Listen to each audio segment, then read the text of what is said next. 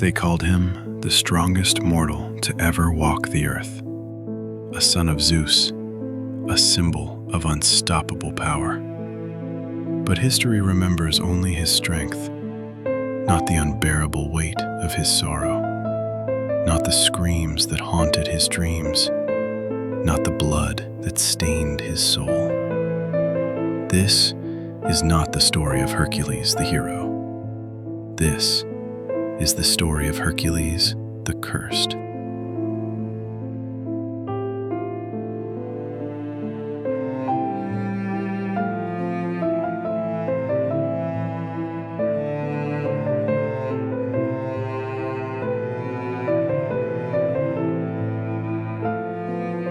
Hercules was born from a forbidden union. Zeus, king of the gods, and Alcmene, a mortal woman. From the moment of his birth, the boy carried divine blood and a divine curse. For Hera, queen of the gods, burned with jealousy. She did not strike Zeus. She did not punish Alcmene. She chose a slower cruelty. She chose the child. Even in his cradle, Hercules was tested. 2 monstrous serpents were sent to end his life. But the infant did not cry. He did not flee. He wrapped his tiny hands around death and crushed it. The gods watched in silence. The curse had begun.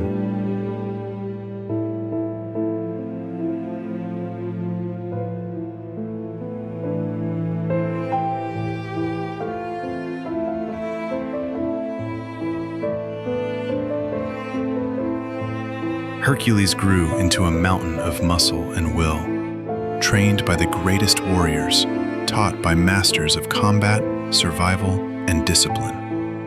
Where others struggled, he dominated. Where others feared, he advanced. Villages whispered his name like a prayer. Monsters fell. Bandits fled. Kingdoms slept easier. Hercules believed his strength was a gift. He did not yet understand. It was a weapon meant to destroy him.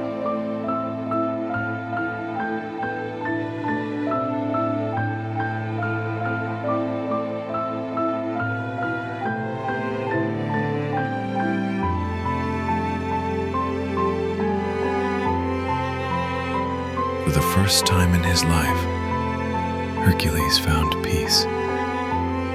He married Megara, a woman whose smile softened the storm inside him.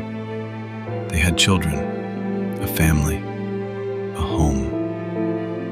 For a brief moment in eternity, Hercules was not a warrior. He was a husband. He was a father. And that was something Hera could not allow.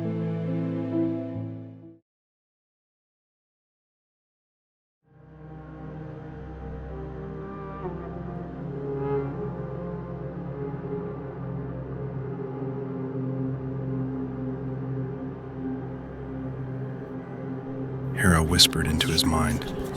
She poisoned his thoughts, twisted love into terror. In his eyes, his family became monsters. His home became a battlefield. His hands became instruments of slaughter. When the madness lifted, Hercules stood in silence, surrounded by bodies. His wife, his children, dead by his own hands. No enemy blade had done this, no monster's claws, only him.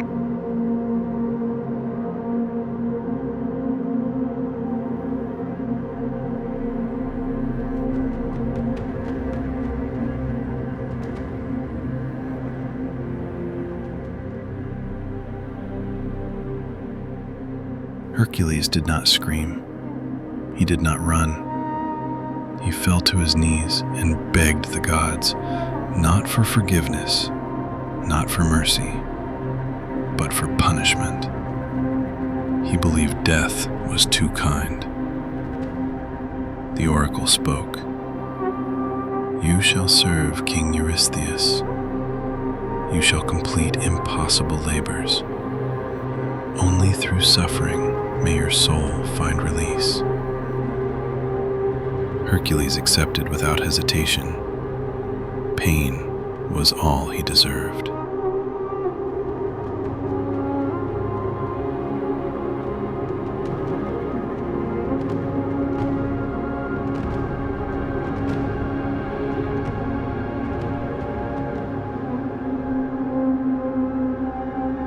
He strangled the Nemean lion with bare hands. He burned the Hydra's immortal heads. He captured beasts that devoured armies. He descended into the underworld itself and returned. Each labor tore flesh. Each victory deepened his scars. Yet none of it touched the real wound, the one inside.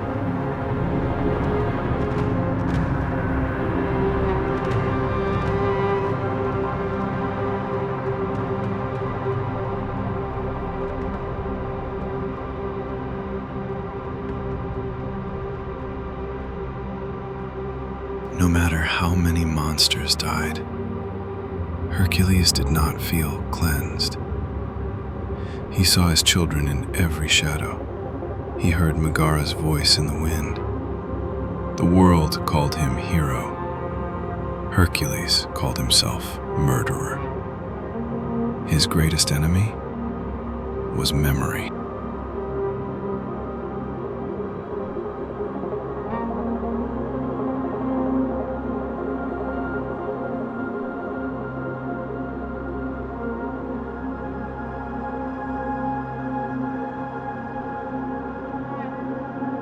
Hercules eventually found love again, Deianira, but fate followed him like a hound. Through deception and fear, she was tricked into giving Hercules a poisoned robe, believing it would secure his loyalty. The moment he wore it, his flesh began to burn. Not fire, not heat, something worse. A living agony. The poison bonded to his blood. There was no cure.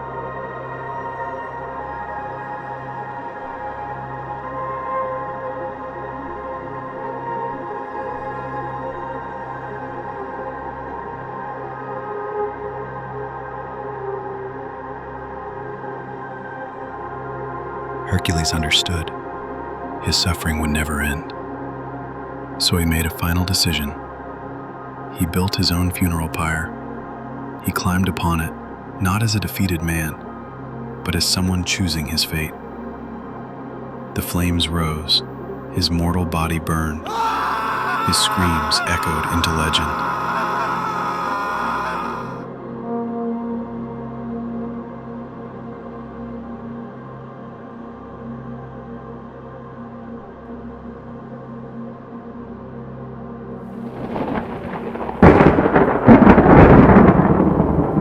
Zeus intervened.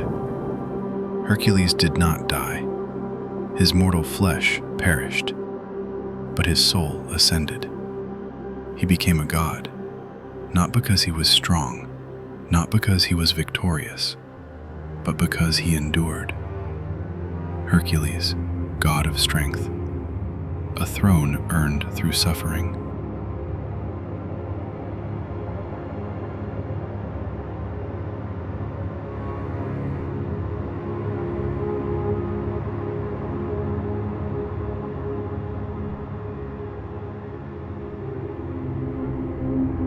The world remembers Hercules as the strongest hero who ever lived, but strength was never his tragedy.